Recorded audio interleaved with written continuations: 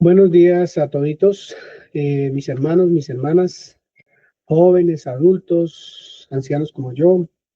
Muy buenos días. Espero estén bien, hayan pasado una semana de fe, una semana de esperanza, una semana de entender que la venida del Señor cada día está más cerca, cada segundo que pasa está más cerca la venida del Señor por su iglesia. Los saludo con un abrazo fraterno, deseando que las bendiciones del Altísimo sean evidentes para usted, que las pueda ver, que las pueda entender, que sus ojos estén abiertos a las bendiciones de Dios todo el tiempo, para vivir agradecidos, para vivir en gozo, para vivir en paz.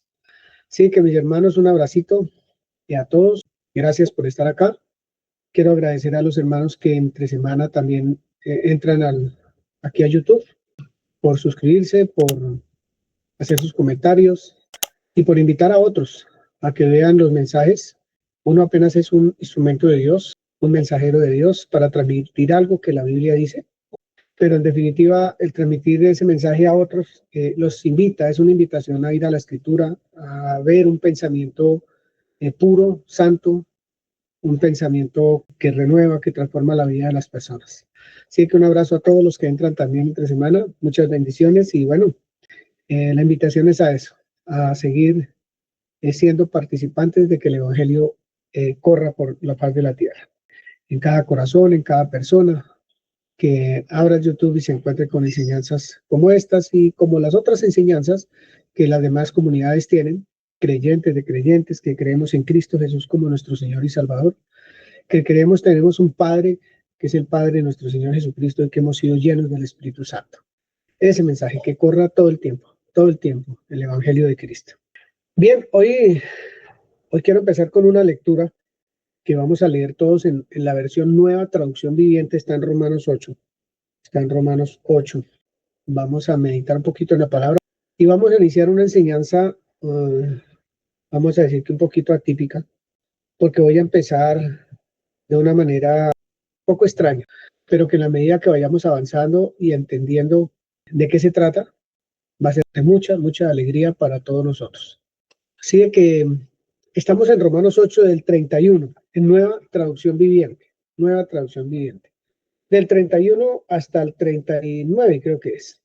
Quiero que prestemos atención, deseo que prestemos atención de verdad a lo que vamos a leer, porque necesitamos entender esto o saber esto para lo que viene más adelante. Viene un tema que en principio va a golpear un poco, pero que leyendo esto, pues vamos a estar pendientes de lo que el Espíritu Santo nos diga. Dice la Santísima Palabra de Dios así. ¿Qué podemos decir acerca de cosas tan maravillosas como esta? Si Dios está a favor de nosotros, ¿quién podrá ponerse en nuestra contra? Si Dios no se guardó ni a su propio Hijo, sino que lo entregó por todos nosotros, ¿no nos dará también todo lo demás? ¿Quién se atreve a acusarnos a nosotros, a quienes Dios ha elegido para sí? Tremendo eso. Nadie, porque Dios mismo nos puso en la relación correcta con Él. Entonces, ¿quién nos condenará? Nadie, porque Cristo Jesús murió por nosotros y resucitó por nosotros y está sentado en el lugar de honor a la derecha de Dios e intercede por nosotros. ¿Acaso hay algo que pueda separarnos del amor de Cristo? ¿Será que Él ya no nos ama si tenemos problemas o aflicciones, si somos perseguidos o pasamos hambre o estamos en la miseria o en peligro o bajo amenaza de muerte? ¿Será que Él ya no nos ama? Como dicen las Escrituras, por tu causa nos matan cada día, nos tratan como ovejas en el matadero. Entonces, ¿será que Él ya no nos ama? Claro que no, Él sí nos ama. A pesar de todas estas cosas, nuestra victoria es absoluta por medio de Cristo, quien nos amó. Y estoy convencido de que nada podrá jamás separarnos del amor de Dios. Ni la muerte, ni la vida, ni ángeles, ni demonios, ni nuestros temores de hoy, ni nuestras preocupaciones de mañana. Ni siquiera los poderes del infierno pueden separarnos del amor de Dios. Ningún poder en las alturas ni en las profundidades. De hecho, nada en toda la creación podrá jamás separarnos del amor de Dios que está revelado en Cristo Jesús, nuestro Señor. ¿Para quién de nosotros es una buena noticia? Yo creo que para todos es una noticia extraordinaria, todo lo que este libro, esta lectura nos cuenta, ¿cierto? Él nos puso en la relación correcta con Él. Él fue el que nos puso, no nosotros. Entonces, dice la Escritura que nada nos puede separar del amor del Señor. Yo quiero que esta mañana tengan muy pendiente esta lectura que hicimos. Vamos a hacer lectura, yo lo voy a hacer acá, de unas escrituras que nos tienen que ubicar, que nos tienen que poner en el contexto de lo que acabamos de leer. Son unas escrituras un poquito fuertes, un pocotón fuertes, pero que vamos a ver qué es lo que nos enseña la escritura. Y hoy, la reunión de hoy tiene como propósito no desatender por nada del mundo lo que la escritura dice y por qué lo dice. ¿Cuál era el propósito o cuál es el propósito del Espíritu Santo al dejarnos ver esas lecturas en la Biblia? Cualquiera que sea la lectura que nosotros hagamos. El escritor de cada carta, de cada libro que está en la escritura, tuvo una causa por la cual escribió cada cosa. Y vamos a hablar un poquito del apóstol Juan, que fue el que escribió Juan y las 3 cartas de Juan, las 3 epístolas. Entonces hoy vamos a hablar de la epístola número 1 de Juan. Y yo coloqué aquí, conocer a Jesús es conocer a nuestro Padre, que es amor. Ese es el título que yo le tengo ahí como por tener la idea hacia dónde voy, ¿cierto? Pero yo no sé qué es lo que va a hacer el Espíritu Santo. Entonces, ¿qué motivó a Pablo a escribir la carta de Juan? La primera, la segunda y la tercera carta de Juan. ¿Qué motivó a Pablo a escribir cada carta que escribió también? Gálatas, Efesios, etcétera, etcétera. Porque a veces hacemos lecturas muy por encima y hay lecturas que se hacen por encima y pueden causar mucho, pero mucho daño. Mucho daño. Entonces, digamos que hoy, conociendo al Señor Jesucristo o al Señor Jesús, como quieran, porque es lo que estamos estudiando, vamos a entender un poquito más quién es Él, cómo es Él, de acuerdo a lo que acabamos de leer en Romanos 8. Yo voy a leer unos apartes de Juan, los vamos a tener en cuenta. Yo voy a decir el versículo, si usted quiere anotarlo, lo anota, para que después usted vuelva y lo repase y lo mire, y después desglosamos todo esto. Primer versículo que voy a leer está en Primera de Juan, capítulo 1, versículo 8. Dice así: si decimos que no tenemos pecado, nos engañamos a nosotros mismos y la verdad no está en nosotros. Vuelvo y leo. Si decimos que no tenemos pecado, nos engañamos a nosotros mismos y la verdad no está en nosotros. Versículo 9 del capítulo, versículo 10. Si decimos que no hemos pecado, le hacemos a él mentiroso y su palabra no está en nosotros. El creyente que dice que no ha pecado, hace a Dios mentiroso y su palabra no está en él. Bien. Capítulo 2, versículo 9. El que dice que está en la luz, y aborrece a su hermano, está todavía en tinieblas.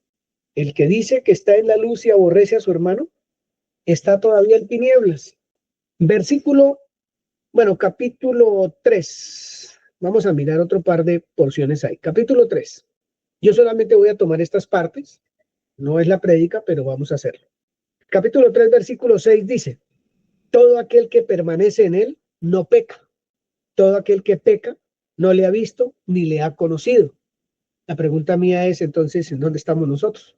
¿Cierto? Como creyentes. Hijitos, nadie los engañe. El que hace justicia es justo, como él es justo. 8. El que practica el pecado es del diablo, porque el diablo peca desde el principio.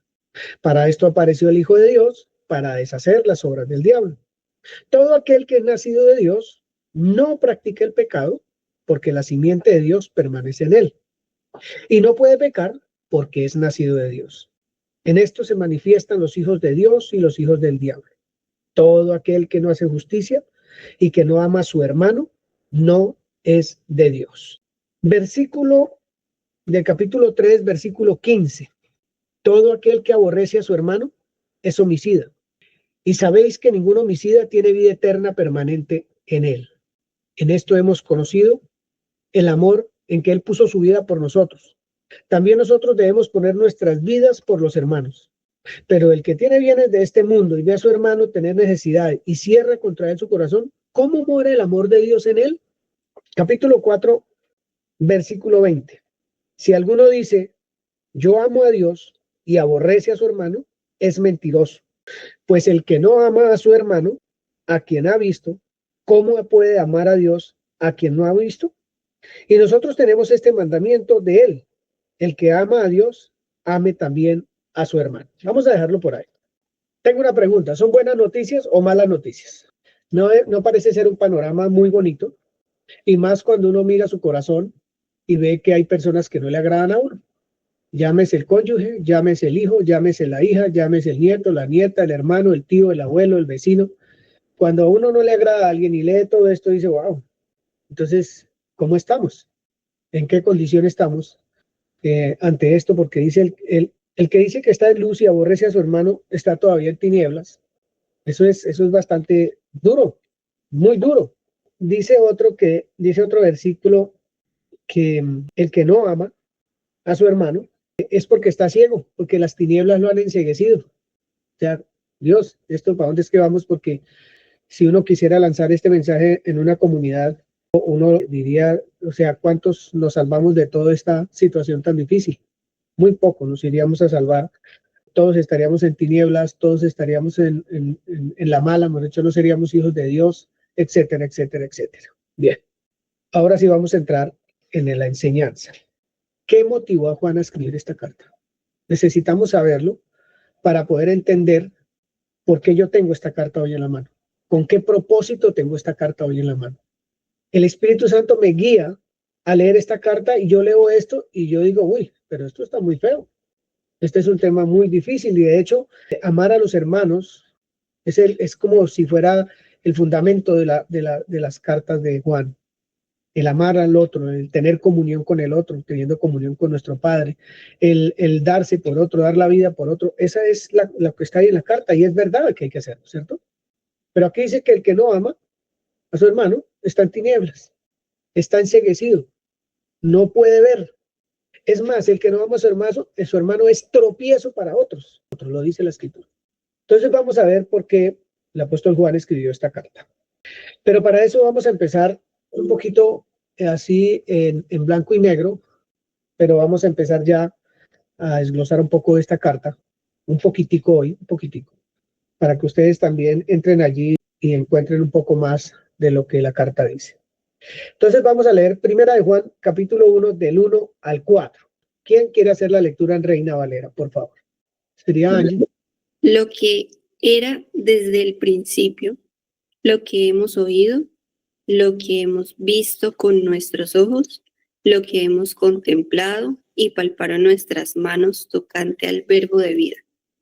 Porque la vida fue manifestada y la hemos visto y testificamos y os anunciamos la palabra y os anunciamos la vida eterna, la cual estaba con el Padre y se nos manifestó. Lo que hemos visto y oído, eso os anunciamos, para que también vosotros tengáis comunión con nosotros. Y nuestra comunión verdaderamente es con el Padre y con su Hijo Jesucristo. Estas cosas os escribimos para que vuestro gozo sea cumplido. Gracias, Angicita, gracias. Quisiera preguntarle, por ejemplo, a Felipe, que está leyendo ahí, ¿qué llama la atención suya de estos primeros 4 versículos de Juan? Solo nos vamos a centrar ahí por un momento. Me llama mucho la atención como o sea, mientras Angie leía, pensaba en la sabiduría de Juan como ser humano al escribir esto, ¿sí? Sabemos que igual Dios lo guió para escribir esta carta, ¿sí? Y que escribiera lo que quería decir, pero me llama mucho la atención es la sabiduría de Juan, de cada palabra y de lo que dice, por ejemplo, de que vivimos con el verbo hecho carne, con el verbo de vida, ¿sí? Quiere decir que definitivamente entendió lo que el Señor Jesús era, lo que venía a ser, y creo que lo dejó plasmado, como decía usted, en todas las cartas que escribió de acuerdo al amor, lo que realmente consiste en amar al otro, porque Dios nos amó primero, pero la tarea de nosotros tal vez es amar a los demás. Gracias, Felipe. Milena. Me llama la atención que está utilizando todos los sentidos, ¿sí? Oído, vista, y entonces eso contempla todo el ser, ¿sí? Trabaja el ser de la persona, es lo que me llama la atención. Gracias, Milena. Bien, vamos a empezar entonces. Lo que era desde el principio. ¿Qué era desde el principio? El verbo. El verbo. Muy bien. Lo que hemos oído. Los oídos están ahí, los sentidos, como dijo Milena. Lo que hemos visto con nuestros ojos. Lo que hemos contemplado y palparon nuestras manos tocante al verbo de vida. Entre paréntesis dice, asegurando, porque la vida fue manifestada. Y dice, y la hemos visto y testificamos y les anunciamos la vida eterna, la cual estaba con el Padre y se nos manifestó. Lo que hemos visto y oído, eso les anunciamos, para que también ustedes tengan comunión con nosotros, y nuestra comunión verdaderamente es con el Padre y con su Hijo Jesucristo. Estas cosas les escribimos para que el gozo de ustedes sea cumplido. Ya. Escuchen lo que les voy a decir. Juan está diciendo que él y los discípulos de Jesús, los 12 discípulos, son testigos directos que oyeron, vieron, contemplaron y palparon el verbo hecho carne. Testigos directos. Nadie les contó, no fue una carta, no fue una misiva, no fue que alguien llegó en un camello y les contó, mire, yo vi, yo escuché, yo palpé, yo toqué. No. Dice la escritura en varias partes. Lo que hemos con nuestros propios. Eso en toda parte. Dice en el versículo 2, la vida fue manifestada y muy clarito dice, y la hemos visto. ¿Y qué más dice? Y testificamos y anunciamos la vida eterna. Es interesante que él está diciendo, nosotros somos testigos directos porque con todos nuestros sentidos percibimos la verdad. Estuvimos con ella, con la vida eterna. Estuvimos con la salvación, estuvimos con el resucitado, comimos con él, compartimos con él la mesa. Es interesante eso, muy interesante que el apóstol Juan arranque con esas aseveraciones tan profundas, tan ciertas, tan verdaderas, que lo que hacen es que el que hace esta lectura no tenga por qué decir, no, es que esto es algo mítico, o es una filosofía, o es un cuento por allá inventado de alguien. No, es que el que vio, cuenta, de primera mano. O sea, es muy diferente cuando alguien va a cine y viene y me cuenta la película. Eso no tiene ninguna gracia. Y el que me la está contando está con toda la emoción y no sé qué, si se cuenta, sí, ay. Pero Juan fue presente, estuvo ahí. Él estuvo ahí. Entonces, ¿qué es lo que Juan quiere causar en el corazón de sus oyentes, de aquellos que recibieron la carta o que iban a recibir la carta en ese tiempo? Porque él le estaba escribiendo a un auditorio, a un personal específico, y se presume que a quien les escribió fue a los judíos que eran cristianos, a los creyentes judíos, les escribió esta carta. Entonces, vamos a mirar un poquito más el desarrollo de cada palabra de lo que el apóstol nos está mostrando aquí en Primera de Juan. Entonces, dice, lo que hemos oído, lo que hemos visto, contemplado y palparon nuestras manos. Muy bien. Oír en el griego, porque todo esto está escrito en griego. ¿Cómo creen que se traduce oír en el griego? Porque ahí es donde empezamos a descubrir nosotros qué es lo que quiere decir él, qué es lo que quiere transmitir el apóstol Juan a través de la carta. Obviamente inspirado por el Espíritu Santo. Bien. Oír se traduce obedecer. Obedecer. Ese es el mensaje que quiere mandar de fe. Oye, esto no es falso, esto es verdad, esto es real lo que les estoy contando. Lo que leímos en Romanos 8, ¿es real o es irreal para algunos de nosotros hoy día? Pues es posible que sea irreal para muchos, cuando la carta dice nada nos puede separar del amor de Dios. Nada. A veces es irreal cuando se hallan situaciones difíciles, cuando no ha podido en su mente concebir la obra perfecta de la cruz. Entonces, eso que lee en Romanos dice, ¿yo cuándo voy a alcanzar eso? ¿Pero a qué horas? Pero en Romanos 8 no dice que lo vamos a alcanzar, es que ya lo tenemos. Es que nada nos separa, porque Él fue el que nos relacionó con Él mismo. Él lo hizo, no nosotros. No fue por nuestra fuerza, nuestra sabiduría ni nada. Entonces ya está dado, ¿cierto? Entonces, cuando el apóstol Juan dice, lo que hemos oído, y ese oír es lo que yo vi, lo que yo obedecí, porque lo estoy haciendo público, lo estoy haciendo visible, ¿cierto? Obedecer, dice, Oír ahí en el griego es obedecer, persuadir, ganarse para uno, ser persuadido, dar crédito, etcétera. Eso es lo que significa oír ahí. Ahora vamos a mirar lo que significa ver, solamente para poner un contexto en el griego. Fijarse, observar, darse cuenta, entender, experimentar, visitar, ir a ver, asegurarse, tener cuidado. ¿Cuánto duró el apóstol con el Señor Jesús? 3 años y medio. ¿Pero cuánto duró meditando para escribir esta carta?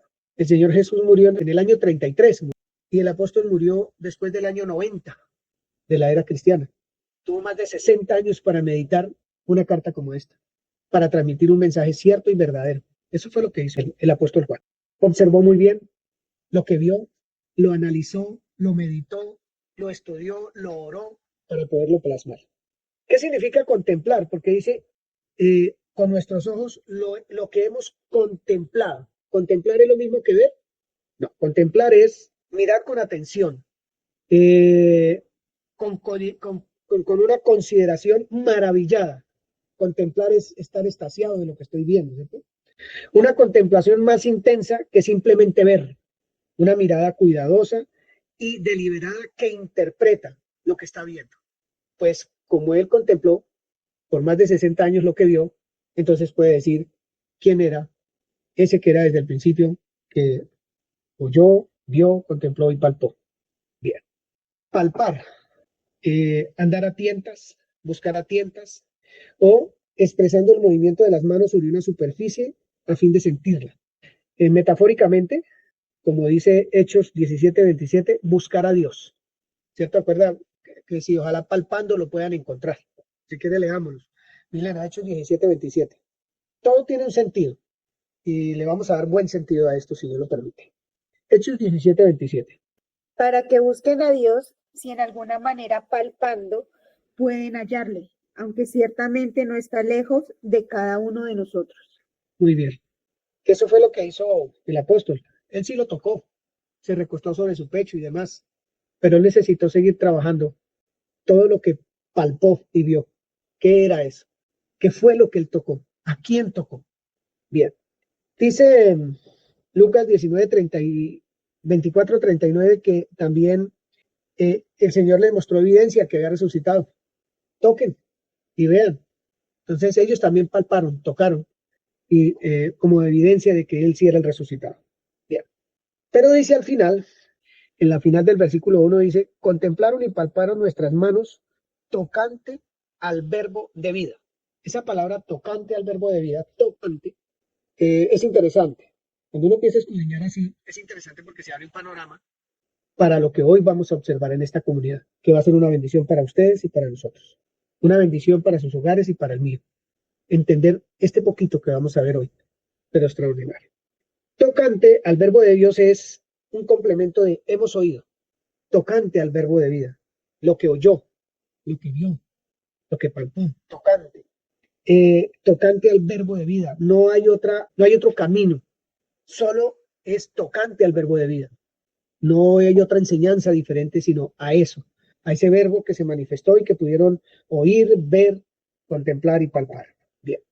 Están los sentidos, el oído, la vista y el tacto, que es lo que manifiesta Juan, que testifica, junto con los demás apóstoles, acerca de la identidad y de la realidad de Jesús y de Cristo. Entonces ellos lo conocieron, saben quién era, y ya a la edad que tiene, por ejemplo, el apóstol Pablo está absolutamente seguro que lo que vio fue real, por su vida y todo. Entonces testifica la realidad de la verdad de Jesús y de Cristo. Bien, creo que eso es como algo para iniciar un poco lo que queremos ver.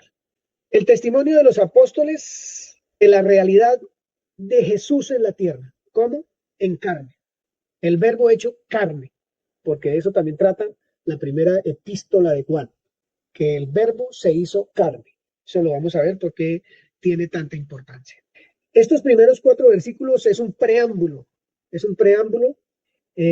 con el objetivo de atraer la atención de las personas que van a leer esta carta, de preparar el ánimo de los oyentes para lo que van a leer, por qué lo van a leer y todo lo que necesitan saber. Eso era un preámbulo que para el que ha andado con Juan o con el apóstol Pablo o que han recibido las enseñanzas del Evangelio, entienden qué es lo que quería decir en esa carta.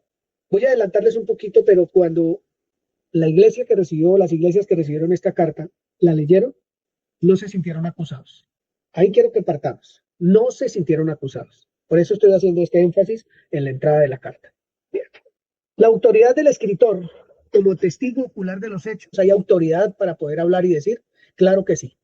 Él está manifestando, yo vi, yo oí, yo toqué, yo palpé, yo contemplé lo que les estoy diciendo. Vuelvo y repito, no es un invento, es que yo lo vi y lo vi.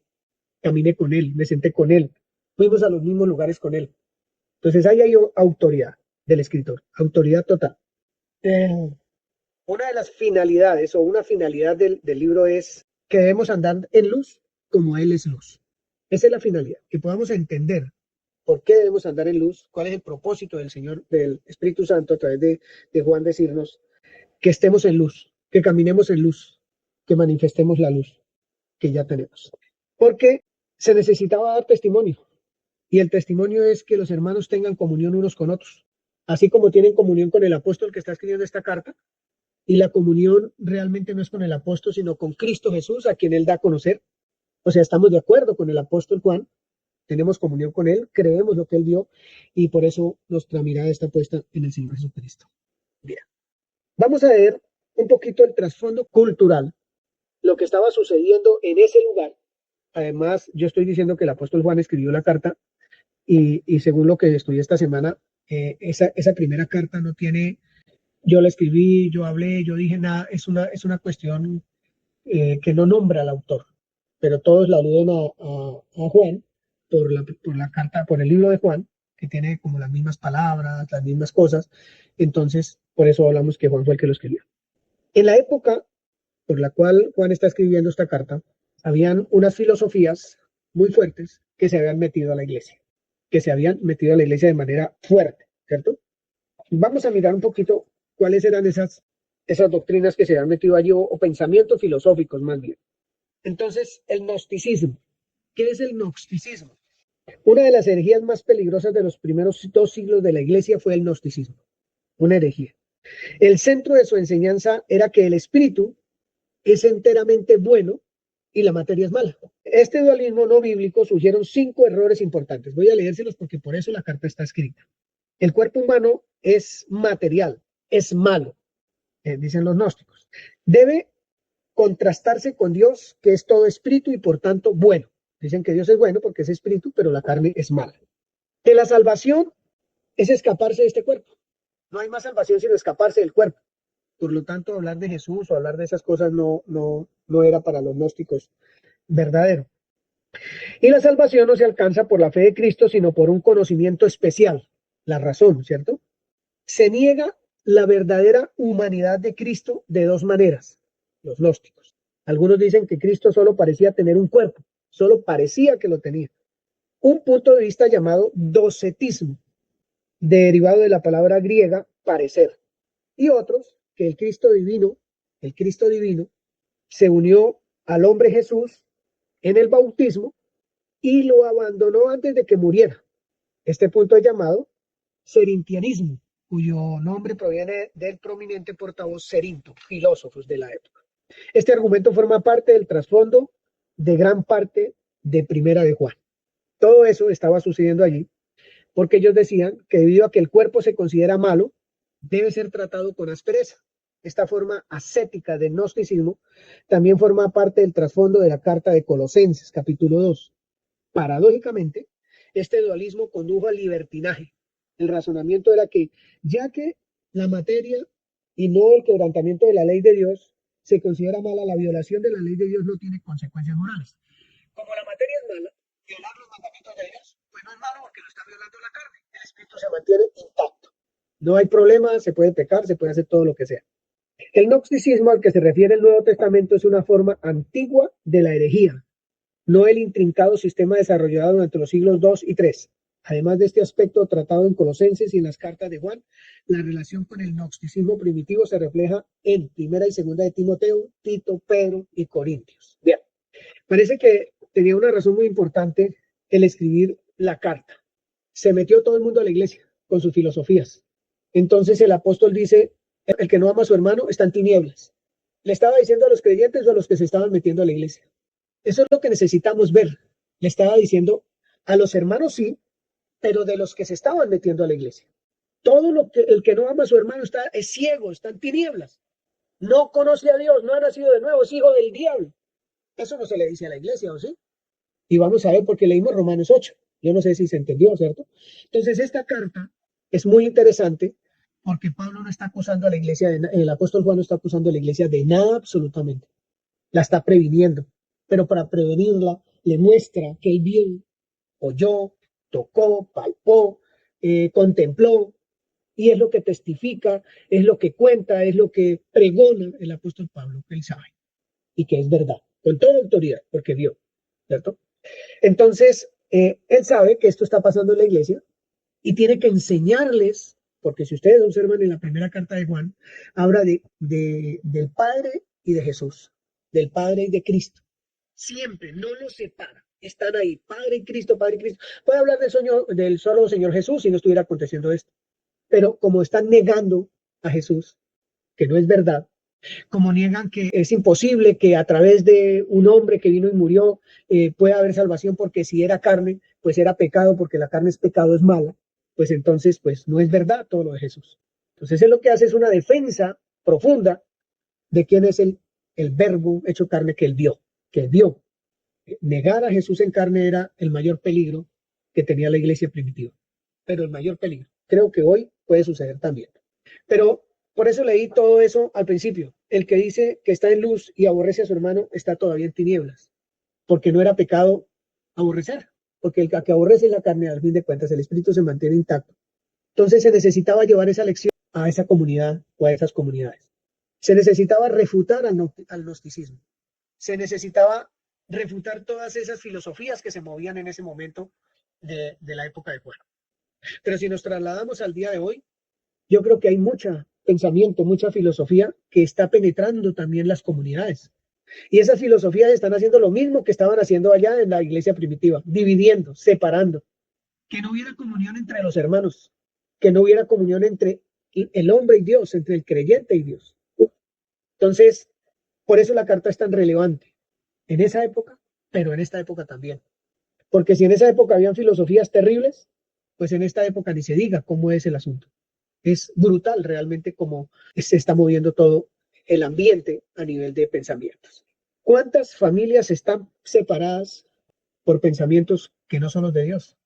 La escritura llama anticristos a los que tienen pensamientos contrarios a los de Dios. Y dice, han salido muchos anticristos, o sea, muchos pensamientos diferentes a Dios se están moviendo, le dijo el apóstol a esa comunidad. Y hoy, ¿cuántos anticristos se están moviendo en el ambiente? ¿Cuántos? Que no son pensamientos que no son verdad. Entonces, esta carta lo que quiere llamar la atención es a que nosotros estemos seguros de lo que somos, porque a las comunidades se mete absolutamente todo tipo de pensamientos y vienen a dividir, vienen a hacer daño profundamente en las comunidades que no han entendido el carácter de Dios, que como Juan no han visto, no han oído, no han palpado al Señor Jesucristo, no lo han contemplado en la profundidad que lo tenemos que contemplar. Claro que tiene que haber una advertencia maravillosa como esta en esta carta de Juan. En esta carta de Juan no nos está diciendo a nosotros que nosotros estamos en tinieblas. No lo está diciendo. En esta carta no nos está diciendo que somos hijos del diablo o que somos anticristos. Tampoco lo está diciendo. Está diciendo que esas son las amenazas para la iglesia. Que eso es lo que puede permear una iglesia. Personas como esas, separados de Dios y que están en tinieblas y que no pueden ver todavía. Entonces, me parece maravillosa esta carta que vamos a estudiar en esta semana, porque yo sí quisiera que todos fuéramos participantes del estudio de esta carta, porque necesitamos conocer bien a nuestro Señor, que usted pueda decir yo lo vi, como dice acá, yo lo vi, lo contemplé, lo palpé, yo sé quién es Él y nada me puede mover, absolutamente nada me puede mover. ¿Qué nos puede separar del amor de Cristo? Pues si usted no está parado, si usted no está firme en lo que Dios, en el que el Señor es, lo que ha recibido del Señor, pues fácilmente lo mueve cualquier filosofía, cualquier doctrina, cualquier pensamiento. Allí ya estaban los Jesús solos, en esa parte de la historia. Allá ya estaban. Personas que no, que cómo vamos a creer en el Padre y en el Hijo y ese enredo como es, no, solo Jesús. Y otros que el Padre, que no, que eso Jesús es mentira, que yo no lo vi. Entonces, muchas cosas entraron a la iglesia primitiva que hicieron que la iglesia casi que desapareciera con el paso del tiempo, hasta que salió de la iglesia primitiva la iglesia católica y las demás iglesias que han salido. Vino la iglesia protestante después de mucho tiempo, hace 500 algo de años, y salieron de la iglesia católica los protestantes, los que no estuvieron de acuerdo con las doctrinas católicas, y se formó la iglesia protestante. Los que salieron de allí a predicar a un Cristo que vino de gratis a darnos salvación, que no nos costaba nada, que no teníamos que hacer sacrificios y eso. Pero aún así, los que salieron de allí se dividieron, como hemos visto muchas veces. Unos por el poder, por el dinero, por pensamientos, por lo que sea, se dividieron. Porque salieron de una iglesia que estaba unida con el gobierno, con el poder de una nación. Salieron de allí. Y con ese pensamiento salieron. Y con ese pensamiento muchos han venido hasta hoy. Poder, Jerarquía. jerarquías. Y se siguen las jerarquías hoy porque son pensamientos que vienen corriendo a través de los siglos, y ahí están, y están en el corazón de muchas personas. Muchos nos creemos que porque estamos al frente de una comunidad somos mejores que la comunidad. Santos, y mejor dicho, yo no sé qué. Entonces, como eso sigue dándose, entonces la carta sigue siendo vigente. La advertencia sigue siendo vigente. La advertencia, y como dice el libro, es, oye, mira, ustedes ya recibieron la unción, y la unción es la que les enseña. Ustedes no van a tener necesidad de que nadie les enseñe, sino la unción misma les va a enseñar lo que yo les dije. Es el Espíritu Santo. Entonces, cada frase, cada porción de estas escrituras nos invita a nosotros a personalizar nuestra relación con el Señor, a caminar de la mano del Señor, para que usted personalmente pueda decir, lo oí, lo vi, lo contemplé, lo palpé. Estoy seguro que es mi Señor, nada me mueve de acá, porque desde este lugar yo quiero decirles que pareciera que nada pasa, pero está corriendo el tiempo y están corriendo pensamientos que parecen verdad, pero que no son. Los anticristos están llenando las calles con pensamientos, con situaciones que parecen verdad, pero que no lo son. Por eso es necesario que entendamos Romanos 8, pero que entendamos estos primeros 4 versículos que no son cualquier cosa lo que el apóstol está diciendo. No es cualquier cosa. Si no entendemos esos 4 versículos, tenemos que ponernos a estudiar, porque estamos en peligro de que cualquier pensamiento nos saque del camino correcto. En eso sí tenemos que estar nosotros, como decimos, o como dicen los jóvenes, pilas. Tenemos que estar pilas porque sin el entendimiento de quién es nuestro verbo hecho carne, pues cualquier cosa es bonita. Yo conozco personas, compartí con personas enseñanzas que un día llegaron y me dijeron, no, usted está loco, ahora sí conocí la verdad, pero es que ahora sí, y dieron pasos miles de años atrás para convertirse en lo que no son, en pensamientos de hombres, doctrinas de hombres, que lo sacaron de la verdad donde estaban. Pero como dice Romanos, si esos hombres y esas mujeres que, entre comillas, retrocedieron, conocieron la verdad, esa verdad va a dar fruto en ellos. Mañana, pasó mañana, no sé cuándo, pero va a dar fruto. Va a dar fruto, porque Él no miente. Esta carta fue escrita por un pastor, que es el apóstol Juan, un pastor que está preocupado por su congregación. Hay lobos rapaces tratando de devorar a su congregación, de devorar el cuerpo de Cristo, de querer destruir, ¿cierto? Ese amor por su congregación hizo que el apóstol Juan comunicara esos principios que están en los primeros 4 versículos, unos principios básicos pero profundos, importantes para una comunidad que necesita estar segura de quiénes son, de quién es su Señor, ¿cierto? Cada vez que uno lee, oído, visto, contemplar y palpar, lo único que ve uno es el deseo de que nosotros creamos, de que es cierto, que es verdad, de que podemos nosotros, aunque Él no está presente en cuerpo como lo estuvo con ellos, podamos también hacer lo mismo, porque creemos que lo que ellos oyeron, vieron, palparon, contemplaron es cierto y es verdadero. Cada frase de esas es, crea, sea obediente, viva a Cristo, vívalo tal como Él se manifiesta su vida, como Él es, como Señor, como Salvador, como Rey, como aquel que no descuida a ninguno de sus hijos, porque si hemos pecado, ahí está el intercesor. Cuando uno dice, Señor, yo pequé, bueno, yo intercedo por usted ante mi Padre. Y si confieso mi pecado, pues Él me perdona. No me perdona para salvación, me perdona el pecado, porque me separa el pecado de Dios. Hace que mi comunión esté no clara, sino muy difusa. Nuestro Señor está pendiente y es lo que el Juan nos quiere transmitir a nosotros.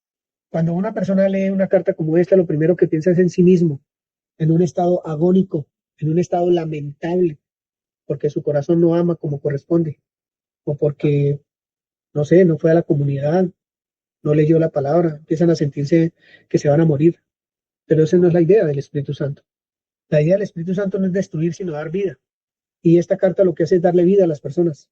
Nosotros estamos en luz, vivimos en luz, somos luz para otras personas, aún con nuestras debilidades, como dice la Escritura, porque nuestras debilidades es cuando más grandes somos, dijo el apóstol Pablo.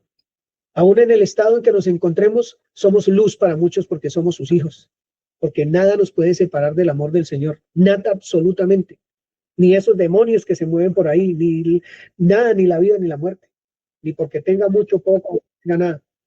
Entonces, cuando usted es hijo de Dios, ¿qué más buscamos? Sino tener una comunión con el Hijo, con el Padre, con el Hijo, tener una comunión íntima, una comunión profunda para caminar firmes y seguros, a pesar de, porque el camino por este paso por la tierra no es nada fácil, eso lo dice por todo lado la Escritura. A veces uno sueña con una vida idílica, pero de idilio no tiene nada porque pues toca sufrir y sufrir la disciplina del Señor no es fácil porque pues lo que a mí me gusta es posible que a Dios no le guste. Entonces ese tipo de disciplina a quién le gusta, pero esa es la disciplina que a uno lo hace crecer y lo hace madurar y lo hace ser lo que es realmente, firmes y seguros en la fe, firmes y seguros. Eso es lo que realmente una carta como esta tiene de propósito. Vamos a mirar Efesios 5. Efesios 5. Como notan, no estamos analizando ningún versículo de la Escritura, de los que leímos hace un rato, como por ejemplo, si decimos que no tenemos pecado, nos engañamos a nosotros mismos y la verdad no está en nosotros. Hoy no vamos a analizar eso porque lo que se puso fue la plataforma, que ya nos dice todo. Usted puede estudiar muy fácilmente después de esto el libro de Juan, la primera carta, segunda y tercera de Juan. Vamos a leer Efesios 5, lo lee Jenny, versículo 27, tal cual, versículo 27, por favor.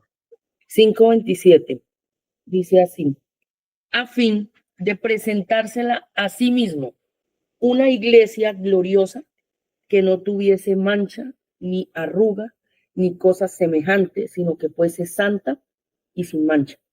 ¿Quién tiene otra versión, por favor, para esa porción de la Escritura? Porque es increíble cómo él ve su iglesia, santa, sin mancha y sin arruga. Para presentársela a sí mismo como una novia, llena de esplendor y belleza. Cristo murió para que la iglesia fuera pura, sin mancha ni arruga, ni nada semejante. ¿Quién tiene otra versión? Gracias, hermana Marta. Cristo quiso regalarse a sí mismo una iglesia gloriosa, apartada del mal y perfecta. Dice, como un vestido sin una sola arruga, ni una sola mancha, ni nada parecido. ¿Nos vemos así? ¿Cómo la ve? ¿La ve diferente? ¿O así como estamos leyendo? ¿Milena tiene otra? ¿No? Bien. ¿Estamos seguros de que nosotros nos vemos así? Porque volvemos a leer Romanos 8 si quieren. Pero eso es lo que Jesús ha hecho. Él es el que edifica la iglesia, el que la hace crecer, el que la alimenta, el que la sustenta, el que es la palabra encarnada en cada uno de nosotros, la palabra encarnada en nosotros. ¿Cómo nos vemos? Porque voy a leer el capítulo 1 y el capítulo 2 de Primera de Juan. Y no lo hice al principio, porque si no, creo que muchos hubieran apagado el celular o el computador y se hubieran ido. Porque entonces, ¿qué va a predicar este man? O sea, nos va a dar un leñero hoy, que mejor dicho. Y dice la Escritura desde el versículo 5, leyendo los primeros 4 versículos, de que él oyó, vio, contempló y palpó al verbo de vida, a la vida eterna misma. Y dice el versículo 3, lo que hemos visto y oído, eso anunciamos. No anunció nada más, sino lo que vio, oyó, palpó, tocó, para que también ustedes tengan comunión con nosotros, o sea, creamos que eso es verdad. Esa comunión es que yo creo que ellos sí oyeron, vieron, contemplaron, palparon al verbo de vida, estuvieron con él, que sí lo vieron resucitar, que lo vieron ascender al cielo, que se reunió con ellos en el aposento alto, que prometió que la promesa que él recibía del Espíritu Santo se la iba a dar a la iglesia. Esperen, porque van a recibir poder de lo alto. ¿Cómo no creer? Versículo 5 dice, este es el mensaje que hemos oído de él y lo anunciamos. Dios es luz y no hay tinieblas en él, porque lo que se está metiendo a la iglesia en ese tiempo era tinieblas y en Dios no hay tinieblas. Eso lo tienen que entender ellos allí en la comunidad donde recibieron la carta. Si decimos que tenemos comunión con Él y andamos en tinieblas, mentimos y no practicamos la verdad. Entonces, ¿qué es lo que están escuchando, hermanos? De aquellos que se están colando en la comunidad. Pero si andamos en luz, como Él está en luz, tenemos comunión unos con otros. Tenemos comunión unos con otros. Finalidad, comunión, cuerpo. Y la sangre de Jesucristo, su Hijo, nos limpia de todo pecado. Si decimos que no tenemos pecado, nos engañamos a nosotros mismos y la verdad no está en nosotros. Si confesamos nuestros pecados, Él es fiel y justo para perdonar nuestros pecados y limpiarnos de toda maldad. Si decimos que no hemos pecado, le hacemos a Él mentiroso y su palabra no está en nosotros. Esto es una carta fuerte. Si fuera para una iglesia sin manchas, sin arrugas, santa, gloriosa, no me parece dónde quepa ahí, ¿cierto? Hijitos míos, estas cosas les escribo para que no pequen. Y si alguno hubiere pecado, abogado tenemos para con el Padre, a Jesucristo el justo. Pecamos, sí. Pedimos perdón también. Somos perdonados, sí. Y Él es la propiciación por nuestros pecados. Y no solamente por los nuestros, sino también por los de todo el mundo. Lo que quiere decir que la oportunidad, ¿para cuántos son? Para todos. Absolutamente para todos. Por eso la invitación es amar. Y en esto sabemos que nosotros le conocemos. Si guardamos sus mandamientos, los ponemos por obra. El que dice, yo le conozco, y no pone por obra el mandamiento, ese es mentiroso y la verdad no está en él. Recuerden que es una advertencia. Pero el que guarda su palabra, en este verdaderamente el amor de Dios se ha perfeccionado, que pone por obra su palabra. Por esto sabemos que estamos en él. El que dice que permanece en él debe andar como él andó. Se necesita conocer o se necesita haber visto, oído, palpado y contemplado al verbo de vida. Claro, para poder permanecer en lo que yo sé que estoy permaneciendo. Pero si no lo conozco, ¿en dónde permanezco? Pues se necesita. Por eso está hablando con una iglesia que vamos a ver lo que le dice a esa iglesia. Hermanos, no les escribo mandamiento nuevo, sino el mandamiento antiguo que han oído desde el principio. El mandamiento antiguo es ámense unos a otros o ame al prójimo como a sí mismo. Más bien es el mandamiento. Ame al prójimo como a sí mismo. Este mandamiento antiguo es la palabra que han oído desde el principio. Sin embargo, les escribo un mandamiento nuevo que es verdadero en él y en ustedes, porque las tinieblas van pasando y la luz verdadera ya alumbra. ¿Qué será lo que él quiere decir con eso? El que dice que está en la luz y aborrece a su hermano, está todavía en tinieblas. El que ama a su hermano permanece en la luz y en él no hay tropiezo. En el que ama no hay tropiezo. Pero el que aborrece a su hermano está en tinieblas y anda en tinieblas y no sabe a dónde va porque las tinieblas le han cegado los ojos. ¿Cómo predicamos eso en una comunidad cristiana? Nacida de nuevo, limpia por la sangre del Cordero, santa, sin mancha, sin arruga. ¿Cómo predicamos eso en la comunidad? Les escribo a ustedes, hijos, esta es una parte maravillosa, porque sus pecados les han sido perdonados por su nombre. Les escribo a ustedes, padres, porque conocen al que es desde el principio. O sea que los papás son los estudiosos de la palabra. Les escribo a ustedes, jóvenes, porque han vencido al maligno. Eso es maravilloso. Les escribo a ustedes, hijitos, porque han conocido al Padre. Les escribo a ustedes, padres, porque han conocido al que es desde el principio. Les escribo a ustedes, jóvenes, porque son fuertes y la palabra de Dios permanece en ustedes y han vencido al maligno. Esa es una aseveración de un pastor que conoce su iglesia. No amen al mundo, ni las cosas que están en el mundo, porque era la invitación, ¿cierto? Si alguno ama al mundo, el amor del Padre no está en él. Luego no es para la iglesia. Porque todo lo que hay en el mundo, los deseos de la carne, los deseos de los ojos y la vanagloria de la vida, no proceden del Padre, sino del mundo. Y el mundo pasa y sus deseos. Pero el que hace la voluntad de Dios permanece para siempre. Nada nos separa. Hijitos, ya es el último tiempo y según ustedes escuchan que el anticristo viene, así ahora han surgido muchos anticristos. Mira lo que se está moviendo, poquitos pensamientos. Está Platón, está Cicerón, están todos esos con sus filosofías, su razonamiento y todo lo demás. Han surgido muchos anticristos, por esto conocemos que es el último tiempo. Salieron de nosotros, escuche dónde estaban, salieron de nosotros, pero no eran de nosotros, porque si hubiesen sido de nosotros, habrían permanecido con nosotros. O sea, que los que están en la iglesia permanecen y nada los separa. Porque salieron para que se manifestase que no son todos de nosotros. Pero ustedes tienen la unción del Santo y conocen todas las cosas. Esta parte es súper preciosa. No les he escrito como si ignoraran la verdad, sino porque la conocen y porque ninguna mentira procede de la verdad. ¿A quién le escribió la carta? ¿A ignorantes? ¿A quienes no saben? No, a personas que saben, que conocen la verdad, que conocen al Verbo hecho carne, que saben que Jesús vino en carne, una persona humana, un ser humano. Eso lo saben ellos. Y les escriben, porque se está moviendo algo que los puede contaminar, los puede afectar. Y no está de más escribir. Lo que hay es que entender, porque las conversaciones que he tenido en estos días es, la mayoría de las veces que uno quiere acercarse a alguien para decirle algo que no está bien, es acusando. Mire lo que la Escritura dice: si usted está en luz, debe amar a su hermano, y como no lo ama, usted está en tinieblas, está ciego, las tinieblas lo enceguecieron, usted es tropiezo. Eso es acusación, eso es maltrato, eso es acabar con las personas. Y esa no es nuestra tarea, como lo está mostrando el apóstol Juan. No es la tarea de él. La tarea de él decir es las causas por las cuales va a tener problemas, las causas por las cuales se va a ver inmiscuido en cosas que no le corresponden. Pilas, abran los ojos, miren, esto sucede. Yo no le estoy hablando a gente que no conoce la verdad, es que la conoce, sabe la verdad, dice el apóstol. Entonces esto no se le escribió a nadie que no supiera. Dice el versículo 22, ¿quién es el mentiroso sino el que niega que Jesús es el Cristo?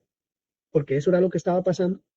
Este es anticristo, el que niega al Padre y al Hijo.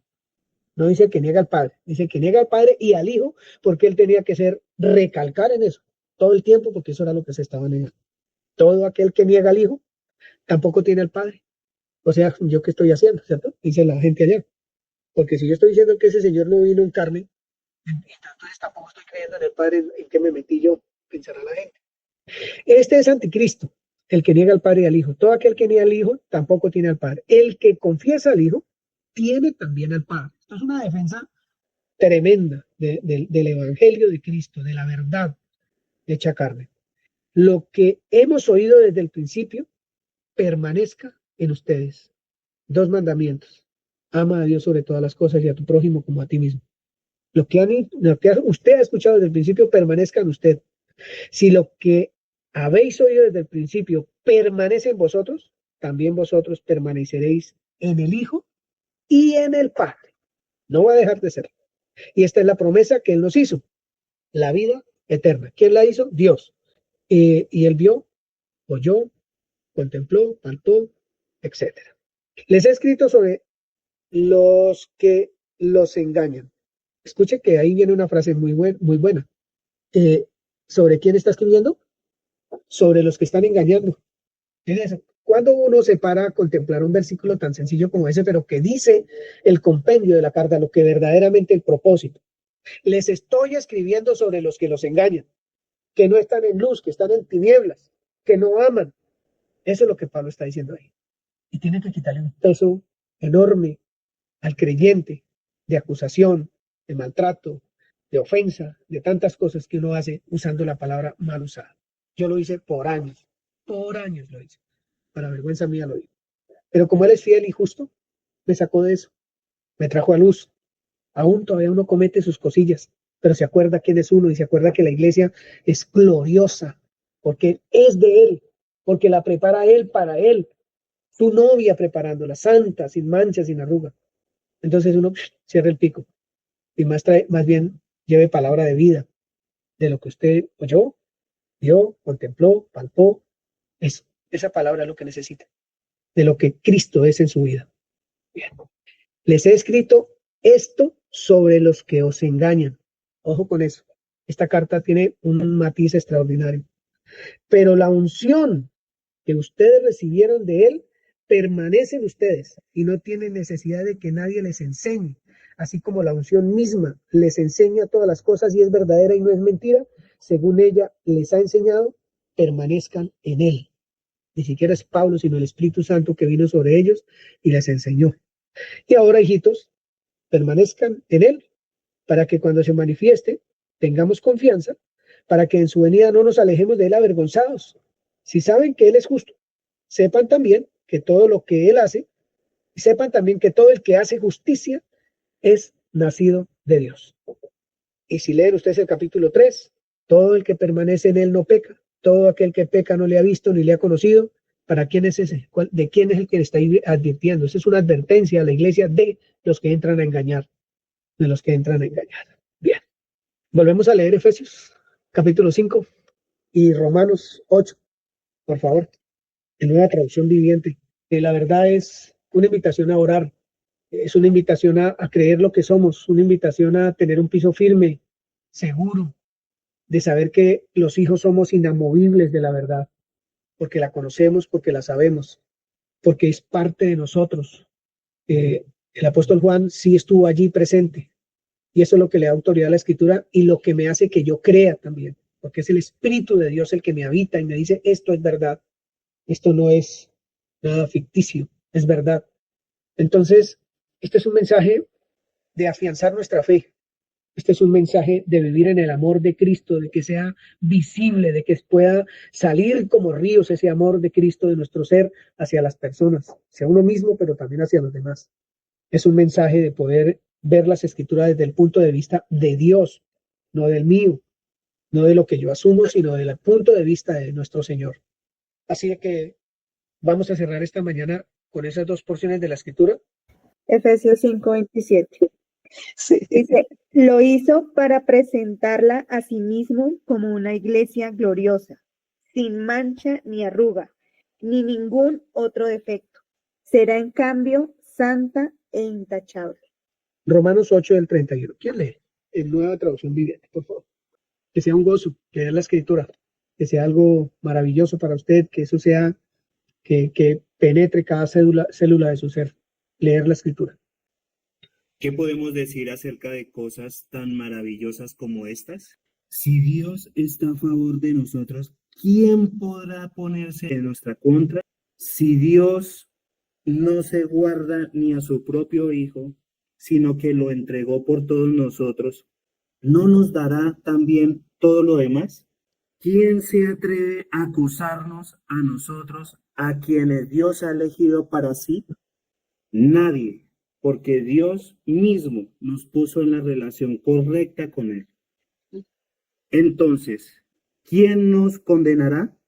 Nadie, porque Cristo Jesús murió por nosotros y resucitó por nosotros, y está sentado en el lugar de honor, a la derecha de Dios, e intercede por nosotros. ¿Acaso hay algo que pueda separarnos del amor de Cristo? ¿Será que Él ya no nos ama si tenemos problemas o aflicciones, si somos perseguidos o pasamos hambre o estamos en la miseria o en peligro o bajo amenaza de muerte? Como dicen las Escrituras, por tu causa nos matan cada día, nos tratan como ovejas en el matadero. Claro que no. A pesar de todas estas cosas, nuestra victoria es absoluta por medio de Cristo, quien nos amó. Y estoy convencido de que nada podrá jamás separarnos del amor de Dios. Ni la muerte, ni la vida, ni ángeles, ni demonios, ni nuestros temores de hoy, ni nuestras preocupaciones de mañana. Ni siquiera los poderes del infierno pueden separarnos del amor de Dios. Ningún poder en las alturas ni en las profundidades. De hecho, nada en toda la creación podrá jamás separarnos del amor de Dios, que está revelado en Cristo Jesús, nuestro Señor. Amén. ¿Quién se atreve a acusarnos a nosotros? A quienes Dios ha elegido para sí. ¿Quién nos condenará? Nadie, porque Cristo Jesús dio su vida por mí. ¿Qué más puedo decir? Hay que leer la carta, las 3 carticas de Juan y el resto de las Escrituras entendiendo lo que somos. Y la perspectiva que usted tiene sobre usted y sobre los demás va a cambiar. Absolutamente va a cambiar. Entonces, cuando usted tenga una reunión con alguien que está pasando por una situación X, Y o Z, lo que va a manifestar es el amor de Cristo, no la acusación, no el señalar, no el juzgar, nada de esas cosas. Porque eso no es lo que está haciendo Pablo en esa carta tan dura, pero que no era para la iglesia, para la iglesia sí, pero como advertencia sobre los enemigos de la iglesia, los enemigos de la cruz de Cristo. Una advertencia. ¿Y usted qué situación está viviendo? Esa situación no la va a separar o no lo va a separar del amor de Cristo. De Cristo no nos separa nada ni nadie. Pero hay que trabajar sí en nuestras situaciones, porque usted es el que decide cómo quiere vivir esta vida en el Señor. Y la invitación es a vivir amándolo a Él por sobre todas las cosas, porque hay veces, amamos muchas veces nuestras propias ideas y no a Él. Y eso es lo que nos causa tantos problemas.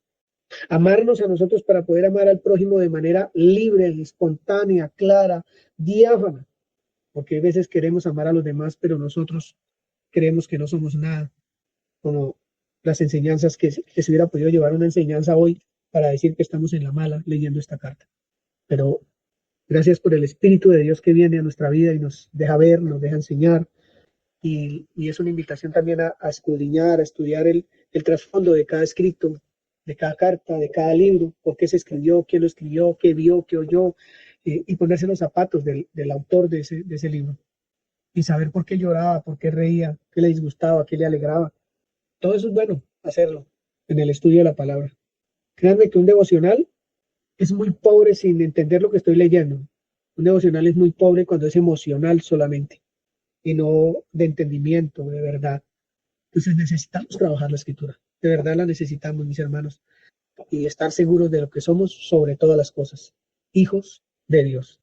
Porque dice primera de Juan 3:1. Oye, observemos, miremos, analicemos, contemplemos el amor que Dios nos tiene para que fuéramos llamados hijos de Dios o para llamarnos hijos de Dios. Es una grandeza indescriptible realmente, que genera vida al que la entiende. Una vida gozosa, para que el gozo sea de ustedes, sea cumplido en ustedes, dice el apóstol. Entonces esa es la idea de esta mañana, de poder vivir como cuerpo de Cristo, santo, sin mancha, sin arruga. Eso quiere decir sin acusación, sin quejas, sin chismes, sin murmuración, sin nada de eso. Vivir una vida realmente agradable delante de Dios. Agradable porque lo que hacemos es testificar del verbo que oímos, que contemplamos, que palpamos, ¿cierto? Eso es lo que nosotros debemos manifestar. Y es el procesito que tenemos que llevar a cabo porque, pues, como les decía hace un rato, uno trae unas condiciones de vieja data, sea de casa, sea de doctrina, sea de lo que sea. Dime. Cultural además también. Entonces sacarse uno o zafarse de eso no es tan fácil, no es tan fácil. Y más cuando a través de todos los medios, el mínimo medio, o sea, así sea un cartel en un poste, quieren separarnos, quieren hacer que nosotros caminemos como no debe ser.